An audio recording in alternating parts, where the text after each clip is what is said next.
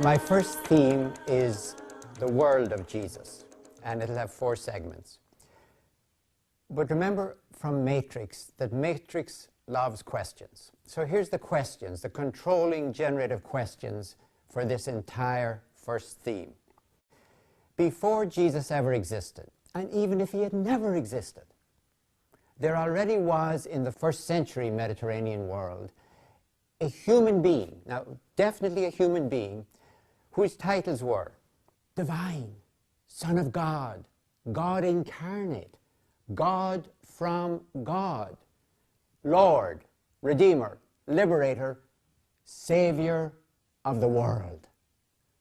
Those, as no doubt you know, were the titles of Caesar the Augustus, Caesar the one to be worshipped.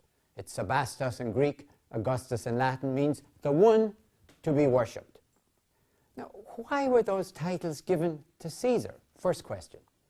And second question, what happens when titles like those, the titles of Roman imperial theology, are taken from the emperor who lives on the Palatine Hill in Rome and given to a Jewish peasant who lives on the Nazareth Ridge in Galilee of all places? Is it some kind of a joke? And did the Romans have no sense of humor? Was that the whole problem? The Romans didn't get it was a joke. Or did they get it precisely right that it was high treason? So our question, the generative question really almost, not just for this, but for the whole 4 themes. What happens when the titles of Roman imperial theology are taken from the imperial Rome and given to Jesus? What's the change? Somebody might have said to Paul, what do you mean, Savior of the world? We already got one. Who needs a second one? So, let me begin the first of my 4 segments. Watch time and place always. Here's what's going on. We're trying to understand what did Caesar do to get the title of Augustus and all those other titles. Rome had invented a marvelous system for avoiding tyranny. Let's have no kings. We'll have 2 consuls. High aristocrats in for a year, then they're both out. And it worked great. It worked magnificently until something happened. Rome discovered you could have a republic. They invented it. You could have a republic or you could have an empire. But you couldn't have both at the same time for long. Rome learned what other republics have not yet learned, that you could have empire or republic, but not both at the same time for long. What happened was Rome broke apart into civil war, its worst nightmare. The consuls, the 2 consuls became warlords with battle-hardened legions on both sides. I mean, imagine our civil war going on for 20 years? And almost the whole Mediterranean world going down with it, because most of these wars took place in Greece. It's kind of, let's ruin Greece and spare Italy. So you can go through the various rounds. Caesar against Pompey. Second round, the assassins of Caesar against the defenders of Caesar. And finally, the date, the 2nd of September 31 BCE, time. The place, Cape Axiom on the northwest corner of Greece. The last round in the civil wars. On one side, Antony, backed by the wealth and power of Egypt, Cleopatra's Egypt. On the other side, Octavian. He wasn't yet Augustus. In effect, he'd be Augustus by evening. They're off Cape Axiom. All that long, hot summer, the fleet of Antony and Cleopatra is securely ensconced or definitively trapped, depending upon your viewpoint, inside the Ambracian Gulf. Outside in the Ionian Sea is the fleet of Octavian and his great great Admiral Agrippa. Maybe the first Roman who really learned, who really understood that naval warfare was not land warfare on rafts. That's the biggest thing Octavian had going for him, Agrippa. They're waiting. Eventually, that magnificent September morning, Antony and Cleopatra's fleet comes out through the straits of Cape Axiom.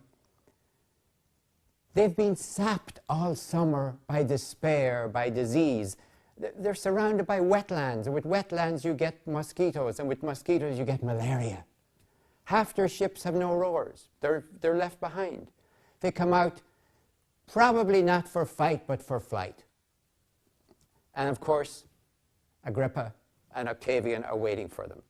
They're waiting for the wind to shift from straight west to northwest. And then as it shifts and the fleet starts to engage, Cleopatra's fleet, her squadron, her battle squadron, takes off directly through the opening, and Antony joins it, and they flee to Egypt. They give up. They desert their followers. And Octavian can't really believe it. He spends the night on his ship, we're told. It's over? Yeah, it's over. By the end of the evening, Antony and Cleopatra are fled to Egypt and double suicide. Octavian is master of the world. And at that spot of Axiom, the goddess Apollo, who is the father, the alleged father, shall we say, of Augustus, appears above his ship and says to him, "Savior of the world, now conquer at sea, the land is already yours." Savior of the world. And then we know what it means. He has saved the Roman world from absolutely destructive civil war. And Julius Caesar appears to him and says, "You are of my blood." This proves it. So we're beginning to see victory. It's about victory. Everything would be totally different if it was even a draw. And Octavian then does something brilliant, because Antony has left their troops behind and his land army is still strong. Octavian pays off not only his own veterans, his own troops, but he pays off, if you're a cynic you could say, buys off the beaten troops. He gives them the same pay. He has minted certain coins. They've been described as the most magnificent coins ever minted in the Roman Empire. Silver denarii. Denarius is a day laborer's pay. They're beautiful coins, and they're very simple. There's 6 of them. On 3 of them, there's the head of Augustus on one side and a goddess, a full-bodied goddess on the other. And on the other 3, you have the head of a goddess on one side, and then the body, the full body of Octavian Augustus on the other. It's like, well, we're all divine here, so who cares whether it's on the front or the back of the coin? We're all divine. So you're getting a message from the coinage as a whole. There's only one expression on the coins. All it says is Caesar DVF in Latin. Caesar, son of God. Very simple. But the 3 goddesses are important. The first goddess, the most important one, is Pax, peace. So when Caesar addresses the troops before the battle, always shown like this with the right hand raised in salutation and address, he tells them, you're fighting for peace. You're going to war to obtain peace. And during the battle, he's protected by the goddess Venus, Aphrodite in Greek, Venus in Latin, who is the ancestral goddess of his clan. She protects them. You can usually see her, she's toying with the arms of Mars, who is her consort. She's, as it were, making love, not war. And then finally, the most important of the 3 goddesses, Victoria, victory. She's always shown with wings, because she's like a grace sent by the gods to wherever they want. And now, of course, they're sending her regularly to Rome. She appears often with the world. She's giving the world to Augustus, and he appears with his foot on the world, on the globe. So these are the coins that he has made to pay off his troops. Now you're starting to get a message, a clear message. And you can see it in the monument that he built at Axiom. He built a monument, and he built it on his own tent site. So the place where he slept the night before becomes sacred ground. So you're beginning to see that Roman imperial theology is incarnate in Caesar.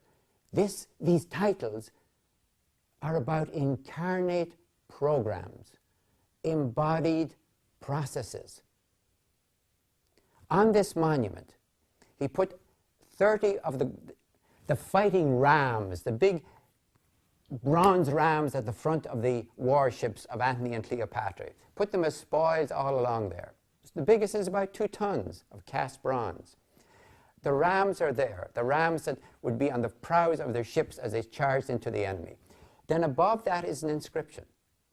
And the inscription is there by, probably at the latest, by 29 or 27 BCE.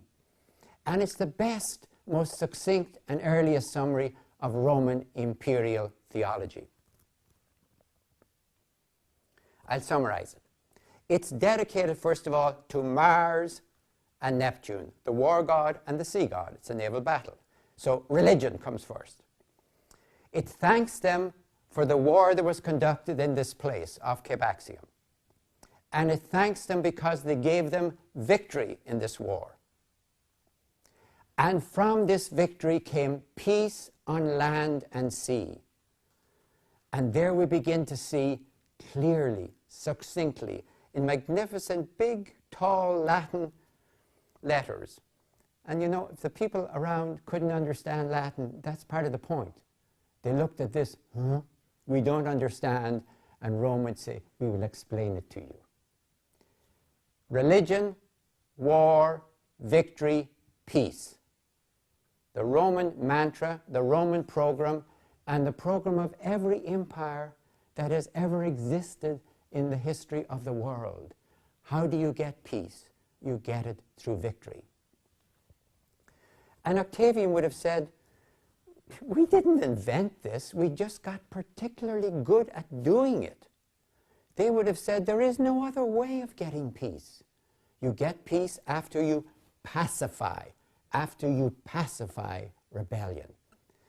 So we're beginning to see immediately the incarnate program. And I want to insist on that word incarnate. The title, the first title given to Caesar, none of those ones I've just mentioned, God, divine, we might think they're the most important ones. The first title is always imperator. We translate it as emperor. It means victor. After a successful battle, when the general addressed the troops, you can imagine the troops as were beating with their swords on their shields, imperator, imperator, imperator. It doesn't mean emperor, it means victor. And when it became the first title, and it's the first one in every inscription, imp, I-M-P, abbreviated, you're making the claim, world conqueror. It became the title of Caesar, and nobody else got it except somebody who was part of his imperial family. You're making the claim, the only way you ever get peace is through victory. You only get peace through victory. And the question we're going to be asking as we go through these themes is there another way? Is there any other way? Are these claims right? You can only get peace through victory. Is there another way?